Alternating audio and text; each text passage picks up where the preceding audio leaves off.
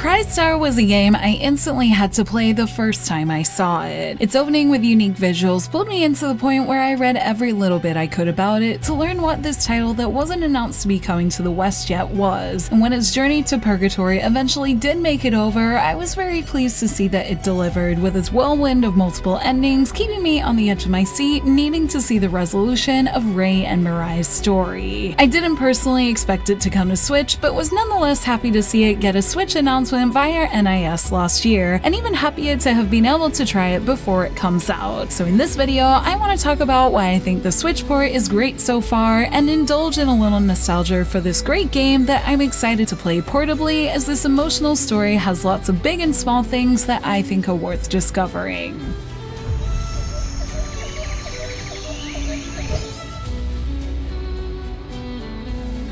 Most of you here are probably wondering if you should try Crystar on Switch, so let's share the good news first. Crystar on Switch is a wonderful port of the game so far in my couple of hours with it, and I definitely recommend it as a good way to experience this story. I haven't had the best luck with ports this year, both personally and seeing the reaction to games that ran well in systems I played them on but not so well on others, so the relief I felt opening up Crystar on Switch and seeing how smooth and accurate to the PS4 version it was from how I remembered it was great, and has me feeling that I can absolutely recommend the Switch version for those looking to play Crystar for the first time or to re-experience the story on the go. I should point out that while the port is really good, this isn't to say it's exactly the same as the PS4 version quality-wise, as should be expected on a less powerful system. It runs absolutely fine on Switch in my experience in cutscenes and battles and running around, which is the most important thing to me. But when comparing my PS4 version to the new Switch one, there are a few little things and textures that have been removed for the Switch version. Little extra things in the background or reflective surfaces on the floor have been removed, probably to lessen the strain on the Switch's hardware, but if you like me and you haven't played Crystar for a few years, or maybe you haven't at all, you won't necessarily know these things are missing unless you've played it really recently or are comparing the two side by side, making me think it's not really much of an issue, especially since you can play it portably. And speaking of, I'm pleased to say it's been running great in handheld mode so far too, with only the usual slightly scratchy corner textures, which are normal when an image has been made smaller, that makes me overall happy with this version, and even a little tempted to replay it in full, as there are so many small details I'd forgotten in the story that would be interesting to indulge in again. As I said, it's a great way to play or replay this emotive game that I think make it a more than playable version of this if you're looking to try it in this new release, especially since it includes all the DLC for the original too, and I hope it makes many try it, as its emotional whirlwind story is one I was happy to remember getting sucked into.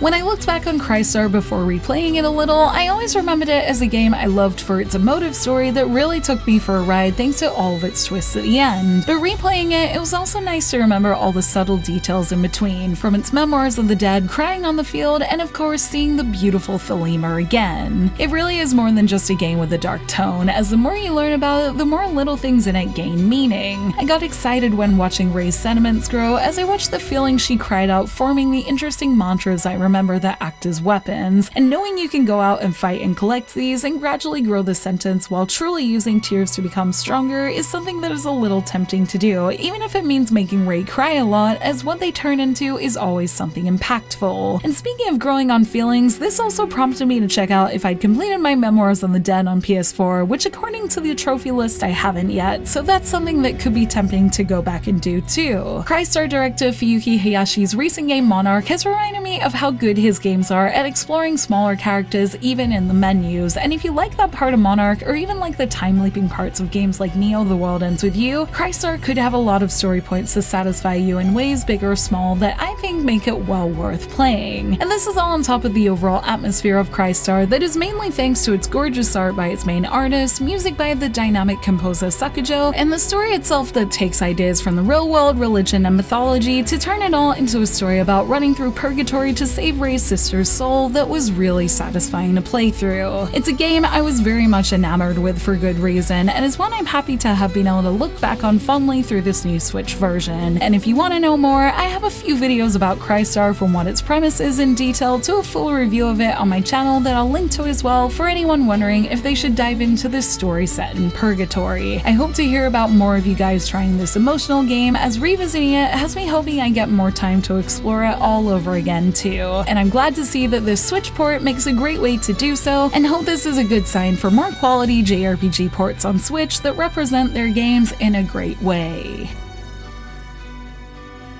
Thank you for watching this video. Let me know in the comments below if you've tried Crystar before and if you're going to try this Switch version. You can like and share this video if you enjoyed it, subscribe to my channel for more JRPG content like this, and ring that bell to get notifications on whenever I post so you don't miss a thing. You can check out more videos here, and you can find me on social media on Twitter, Facebook, and Instagram, all at JRPG Jungle. Links to those will be in the description below. Thank you to NIS for the code, and until next time, thank you, bye!